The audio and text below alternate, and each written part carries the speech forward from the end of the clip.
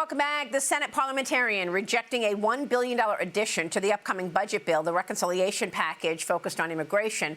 But they are rejecting the billion to help fund the White House ballroom. Senate Budget Committee ranking member Jeff Merkley said this, quote, while we expect Republicans to change the bill to appease Trump, Democrats are prepared to challenge any change to the bill. Republicans are calling on the House to pass a third reconciliation bill, meanwhile, to boost money for the Pentagon and perhaps include the Save America Act in a third reconciliation bill. Joining me now is Kansas Senator Roger Marshall. He is the chairman of the Make America Healthy Again caucus. Senator, it's great to have you. Thank you so much for being here. Yeah, it's great to be with you. Well, I was talking with John Fetterman about this yesterday, and he made the point, look, the Democrats are focused on all of this small stuff, like the ballroom, like the pool at the White House. In fact, he keeps going against his colleagues and voting with Republicans. What is your reaction to the parliamentarians' work? Well, it's not surprising this parliamentarian has always leaned left.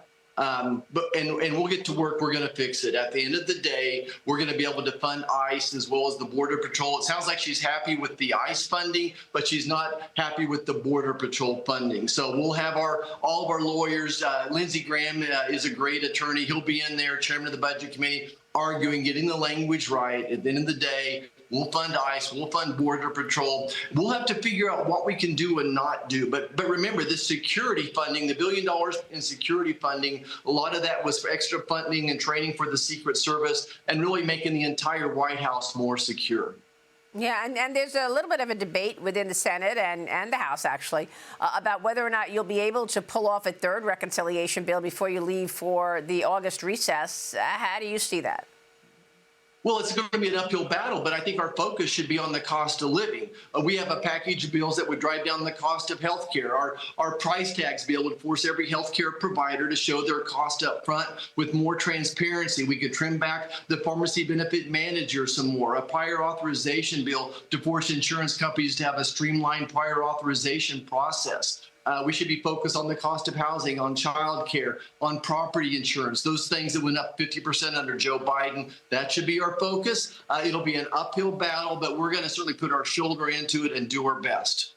I know the vice president is coming to Kansas City today, Senator. You'll be meeting with him later this morning. What can you tell us about his highlighting manufacturing and, of course, his task force on fraud? Yeah, so certainly we're here to trump the manufacturing jobs all across the state of Kansas. I talked to especially the small manufacturers. Their business is absolutely booming. Kansas City itself, home to over 100,000 manufacturing jobs. Think General Motors, think Ford. And Panasonic has a big plant here as well. Garmin is up here. So you think about the vice president's story and Hillbilly Elegy, how the Rust Belt and how they lost all those manufacturing jobs in his home area.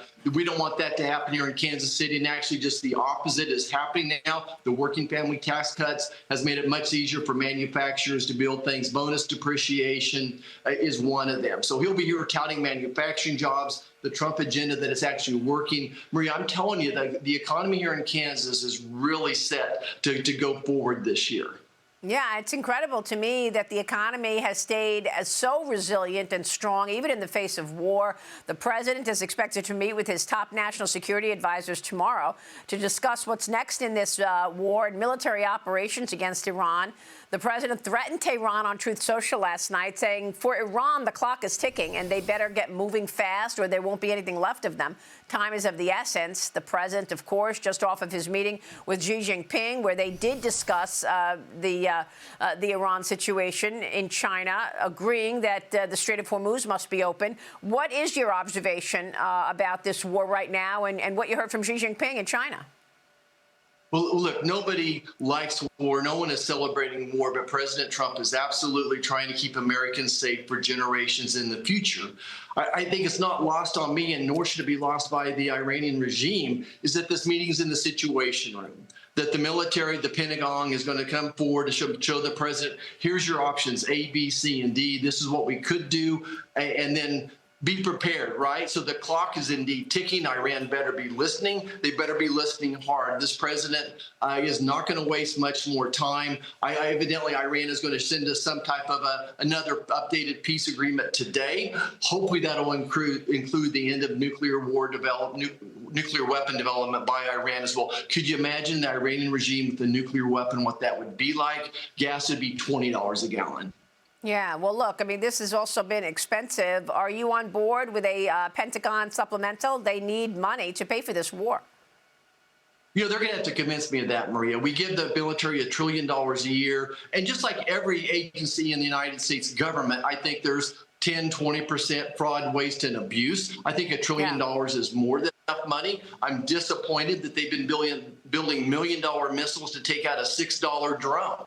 I think they can be much more frugal with their money. The biggest challenge to America, and you know this as well, is our national debt. I don't think we can afford the $1.5 trillion, or is it necessary? Europe needs to pick up their pace. NATO needs to pick up their pace. We need to be more efficient as well. So I'm going to be a hard sell to increase that $1 trillion. I see. You're going to be a hard sell on the president's $1.5 trillion defense budget asked for 27. Yeah, that's right. And look, I believe in peace through strength. My boyhood hero, President Eisenhower, coined that term. President Reagan used it. I believe in peace through strength, but I think $1 trillion is plenty.